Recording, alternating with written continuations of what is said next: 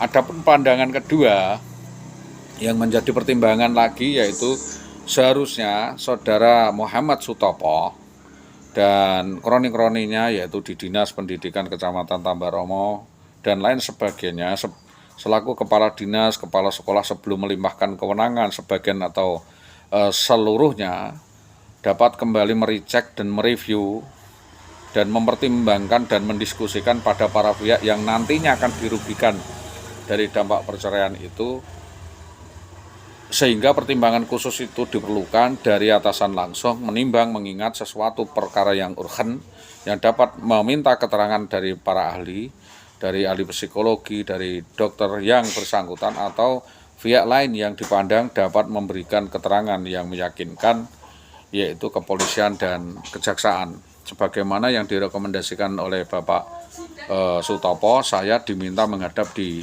kejaksaan, saya yang menghadap kejaksaan, disuruh menghadap ke kepolisian, saya sudah menghadap kepolisian, dan di kepolisian tidak ada permasalahan apa-apa. Berarti saudara IWW bermain isu.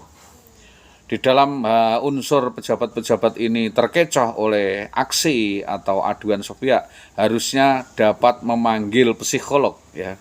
Dalam hal ini memanggil psikolog baik secara patut atau memanggil para pihak atau ahli untuk mengirim kurir secara pribadi, memastikan apakah undangan-undangan tersebut absolut sampai atau tidak, dan hal ini diabaikan dan disinyalir adanya rekayasa atau diabaikannya unsur pembunuhan karakter atau mengada-ada mengirim setelah tanggal itu. Mengingat menimbang bahwa pejabat adalah abdi negara, ya abdi negara, maka akan tercemin dari perilaku yang dilakukannya, yaitu pada ketaatan pada hukum dan perundang-undangan. Karena apa? PNS itu harus ditunjang pengetahuan psikologi, manajemen, dan kepemimpinan serta adum, ya, etika seorang pejabat dan bagaimana mengambil keputusan yang memadai agar ada keserasian, ada sinkronisasi atau sinergitas hubungan antar lembaga dan tidak terganggu, sehingga patut diduga jika adanya pergaulan tidak sehat atau pekerjaan yang tidak sehat yang dibina itu tidak bisa menerima pembinaan, atau harusnya tidak beramai-ramai dalam membina, tetapi didiskusikan bagaimana cara membina. Yang ketiga opsi adalah jika memang sebagaimana pertimbangan kalau pasangan diduga mengalami sakit dan cacat, ya sebagaimana diterangkan, bukannya dibiarkan, ditelantarkan, bahkan didoxing dan dibullying, tetapi harusnya ditolong, dibantu, dan ini menyangkut etika, norma, akal sehat, dan norma untuk disampaikan kepada dinas. Opsi ketiga, jika pasangan itu memang ditentukan cacat badan, cacat moral, dan disabilitas, sebagaimana yang dimaksud pada pasal A, tidak menjalankan kewajiban, dan apabila satu yang bersangkutan menderita psikologi atau jasmani atau rohani, seharusnya dapat ditahan atau tidak disarankan untuk bercerai. Itu jadi tidak disarankan. Sedemikian rupa sehingga tidak stabil dan tidak dapat menjalankan kewajibannya sebagaimana mestinya.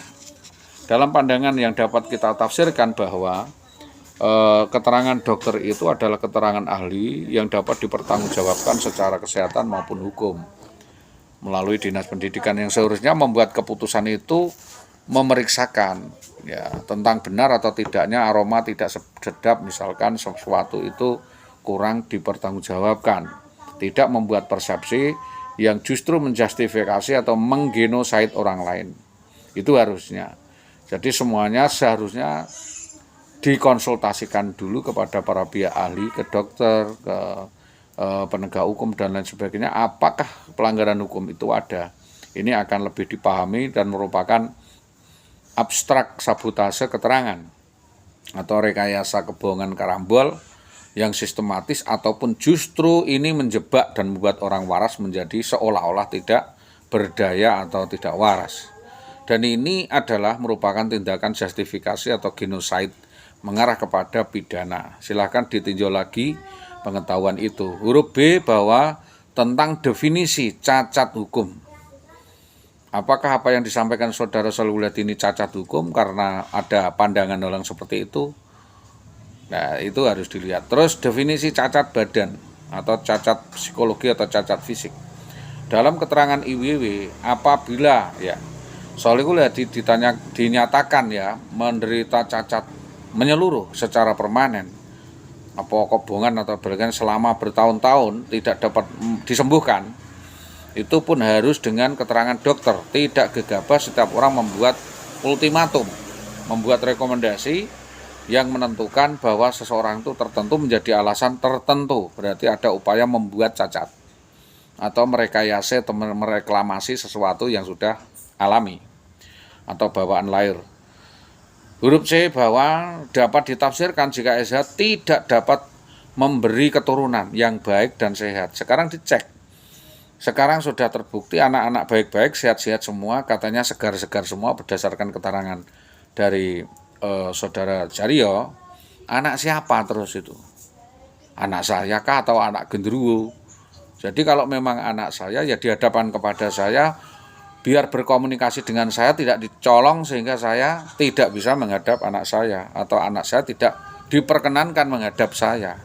Ini adalah suatu kejahatan. Kalau masalah kebutuhan dan lain sebagainya kan harus diperdekatkan dulu.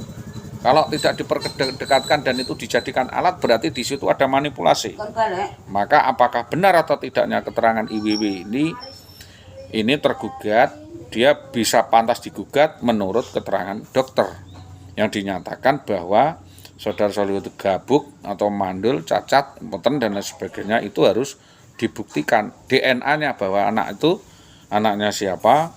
Jika memang tidak cocok, maka itu adalah tuduhan bohong. Ya, bukan anak Shalihul Yadin, terbukti IWW, berarti bermain dengan orang lain dan punya anak dengan orang lain. Tapi itu tidak mungkin dibuktikan. Selanjutnya bahwa karena terindikasi Saudara WW telah meninggalkan rumah, nah ini, dan ada unsur-unsur lainnya yang tidak sehat dan tidak bisa kita terangkan di sini, maka berdasarkan komunikasi yang kami jalin dengan para pihak, yaitu Bapak Kepala Sekolah, Bapak Kepala Dinas yang saya sebutkan di sana, selama kurang lebih 6 tahun itu tidak ada komunikasi dan putus kontak. Lalu tahu-tahu saya dirafa dan selesailah sudah. Jadi kan saya tidak tahu proses itu. Dan itu tidak disengaja. Dibuat seolah-olah saya tidak tahu. Seolah-olah saya tahu gitu loh. Jadi ini yang sama sekali saya tidak tahu. Jadi ketidakhadiran itu karena saya tidak tahu dari tuntutan itu. Yang kedua adalah PNS wanita yang melanggar ketentuan di atas pada pasal 4 ayat 2 dijatuhi hukuman disiplin berat dapat diberhentikan tidak dengan hormat atau dipecat atau diberhentikan sesuai dengan pasal 15 ayat 234 ya. Selanjutnya bahwa antara hierarkis ya, atasan atau hierarkis jabatan yang salah dalam membuat keputusan jabatan atau ceroboh melanggar ketentuan pasal 5 ayat 7 dan pejabat yang melanggar ketentuan pasal 12 dapat dijatuhi salah satu hukuman disiplin berat berdasarkan peraturan pemerintah nomor 20 tahun 1980 Jungto 45 tahun 2010 tahun 1999 tentang peraturan disiplin PNS. Sesuai dengan pasal 15, PNS yang melanggar salah satu atau lebih kewajiban kepada ketentuan pasal 2 ayat 1, ayat Jungto ayat 2, pasal 3 ayat 1, pasal 4 ayat 1, pasal 14 sesuai dengan yang menentukan bahwa seorang PNS di dalam rumah tangga keluar dari rumah tanpa izin dan tidak bersama satu atap dengan laki-laki lain atau hidup bersama satu atap dengan laki-laki lain yang bukan familinya, ya bukan suaminya, dengan pria lain yang jelas bukan suaminya tanpa ada keterangan lingkungan atau pejabat di lingkungan itu dapat dikategorikan gendakan atau dapat dikatakan kawin ilegal, kawin siri tanpa ikatan sederajat dan ikatan perkawinan yang sah. Dengan konsekuensi hal itu dapat dikategorikan pelanggaran berat atau dikategorikan overspell dan hal itu dikategorikan pelanggaran kemasyarakatan dan pelanggaran jabatan. Pada pasal 14 tidak melaporkan mutasi mutatis mutandis perpecahannya atau perceraiannya dalam jangka waktu selambat-lambatnya 1 bulan adalah pelanggaran. Terhitung mulai terjadinya putusan cerai atau tidak melaporkan perkawinan selanjutnya kedua, ketiga dengan orang lain dalam waktu paling tidak 1 tahun dapat dijatuhi salah satu hukuman disiplin berat berdasarkan PT nomor 31980 PPNS juga 45 tahun 1999. Pasal 16 Fait Mutatis Mutandis Pegawai Negeri Sipil yang menolak ketentuan pembagian gaji sesuai ketentuan pasal 8 dijatuhi salah satu hukuman disiplin berat berdasarkan PP nomor 30 tahun 1980 tentang disiplin PNS. Demikian untuk dapat kita teruskan kepada BPKP. Tentu yang menyampaikan ini pantasnya adalah kepolisian, inspektorat, dan disampaikan kepada bupati-pati.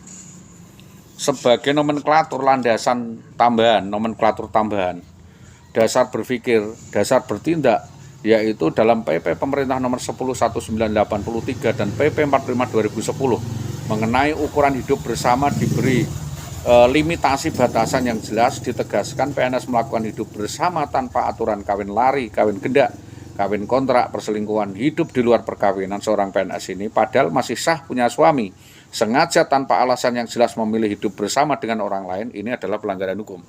Kalau cah ngarit atau orang-orang bebas tidak masalah, ini PNS Pak. Harus ada aturannya bahwa pegawai negeri sipil atau sah pegawai negeri sipil dengan sengaja melakukan tidur bersama, hidup bersama dengan orang lain dengan tanpa sengaja dapat dijatuhi salah satu hukuman disiplin berat. PP nomor 30/1980 pasal 4 ayat 2. Ketentuan ini mengandung pengertian bahwa terbukti secara sah IWW melakukan perbuatan seperti itu dan hidup kumpul kebo dengan oknum anggota polisi atas nama Bambang Permadi di rumahnya Bambang Permadi, di rumah orang tuanya Bambang Permadi, dan tidak mengelak karena saudara Bambang Permadi sendiri mengakui kejadian itu melalui penyelidikan di Propam. Silakan tanya dari Bapak Propam. Jadi di situ di dalam skep kepolisian itu ada 2 opsi. Yang pertama, melalui ombudsman mengatakan bahwa tidak ada hubungan apapun. Ya, terus melalui Komnas HAM juga tidak ada hubungan apapun. Tetapi ternyata selama masih berstatus sebagai istri sah, yaitu 2010 ke bawah, 2010 sampai 2016, IWW ternyata terbukti melanggar ketentuan tersebut dan terus-menerus melakukan perbuatan kumpul kebo itu dengan bangga tanpa rasa bersalah atau kembali melakukan kesalahan atau terulang dengan orang lain juga. Bahwa faktor penyebab pelanggaran hukum tersebut berbeda-beda antara aturan sipil militer. Penyebab pelanggaran itu berbeda, maka sanksinya juga berbeda. Atas pelanggaran itu dapat diberhentikan dengan tidak hormat, dapat diberhentikan dengan tidak hormat atau PTDA. Kalau di militer, ini kalau tidak atas permintaan sendiri sebagai PNS, itu perbedaannya. Di dalam PP perubahan diubah menjadi salah satu hukuman disiplin berat. Berdasarkan peraturan pemerintah nomor 31/1980 dimaksudkan untuk memberi rasa keadilan bagi para korban yang dipermalukan atau diterlantarkan. Dalam ukuran perdata ini bisa berlaku sampai 35 tahun. Dan pada prinsipnya bahwa seorang PNS yang mengajukan cerai tidak patut minggat atau kumpul kebo dengan kekasihnya karena ketentuan bahwa PNS tersebut boleh saja meninggalkan rumah dari tinggal serumah dengan suaminya yang sah setelah mendapatkan izin pengadilan, mendapatkan izin atasan, berpisah izin dari APH ataupun pengadilan, karena hal itu termasuk persekusi atau main hakim sendiri, yaitu antara IWW dan BBPM itu saling bersembunyi. Bahkan sampai sekarang keterangannya disembunyikan. Artinya bahwa boleh jadi meninggalkan rumah itu adalah modus adanya pencurian, penggelapan, dan mungkin kesalahan yang sangat fatal dari berbagai kewajiban yang harus ditanggung untuk tinggal bersama setelah putusan cerai pengadilan diputuskan atau putusan sah pengadilan yaitu pada tahun 2016, maka proses pemerolehan izin bercerai dari atasan itu baru dapat dilaksanakan. Jadi ini ada pelanggaran bersama-sama dengan para pejabat tersebut, ya, boleh tidak mengindahkan peraturan, telah tidak mengindahkan peraturan dan membiarkan bahwa hanya melanggar hukum peraturan, sebab setelah putusan pengadilan telah disahkan baru saudara IWW boleh meninggalkan suaminya. Ini adalah jelas suatu bentuk pelanggaran tanpa izin sekalipun, karena memang sudah sah. Itu karena suami masih berkedudukan sah, maka tidak punya kekuatan hukum untuk menolak atau menuntut para pihak yang turut serta membawa IWW keluar dari rumah tanpa ada laporan polisi, keluarga, dan atau pengawalan polisi. Pada tahun 2011-17 harusnya saat itu ada laporan polisi terkait, misalkan kalau memang ada KDRT, nanti dibuktikan KDRT-nya ternyata valid, berarti dia tersangka KDRT. Karena memang sering melakukan hal seperti itu, Pak. Ya, nyolong duit, terus tidak bisa dipercaya, memanipulasi, suka memanipulasi fakta, memutarbalikkan fakta, kalau dizalimi dan lain sebagainya, padahal kita sangat takut melakukan hal seperti itu. Sama artinya bahwa selama proses itu, para pejabat di Dinas Pendidikan Tambak Romo setelah berbuat curang kepada saya dan membuat suatu persepsi jika saudara Solwilati menderita gangguan jiwa sebagaimana keterangan saudara IWW. Jadi dibuktikan, kepolisian harus membuktikan sebagaimana keterangan saudara Sunarto, saudara Sutopo, Dahlan Istanto, Supawatin, Sudarmati Karyadi Suroso, Sukowati, yang percaya jika Esa dipatok menderita gangguan jiwa sehingga membuat keputusan yang salah dalam hal ini. Jadi mau bercerai atau tidak itu kewenangan, tetapi kalau alasannya salah itu jadi salah. Karena bahwa semestinya selama dalam proses untuk memberikan izin kepada para tersangka dan para pejabat ini tidak memerhatikan bahwa IWW telah kawin gendah, hidup serumah dengan orang lain di rumah orang lain itu, dan pada faktanya ada unsur-unsur tipu muslihat, manipulasi, unsur-unsur tipu daya, pencurian, perampokan, dan penggelapan, kebohongan, dan permufakatan jahat, yaitu dengan sadar secara bersama-sama melanggar hukum dan peraturan negara. Demikian apa yang dapat kami katakan, dan pandangan saya awal ini mengandung konsekuensi tuntutan. Nanti tuntutannya kita sampaikan pada fase selanjutnya. Itu yang dapat kami sampaikan kepada para pihak, terutama kepolisian, nanti untuk direkomendasikan kepada BPKP, disampaikan kepada Dinas Pendidikan, disampaikan kepada Bapak Bupati Pati, dan untuk kepentingan penyelidikan lanjutan. Demikian apa yang dapat kami sampaikan. Atas kerjasamanya yang baik dari semua pihak, saya sampaikan terima kasih. Selamat sore. Assalamualaikum warahmatullahi wabarakatuh.